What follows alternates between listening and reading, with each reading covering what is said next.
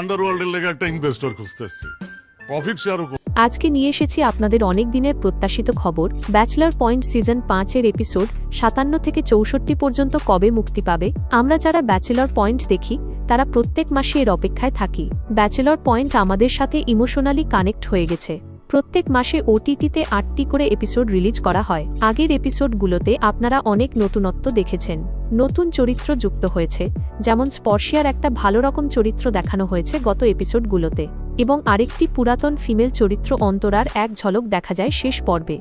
আগামী পর্বগুলোতে যাকে ভালোভাবে দেখা যাবে।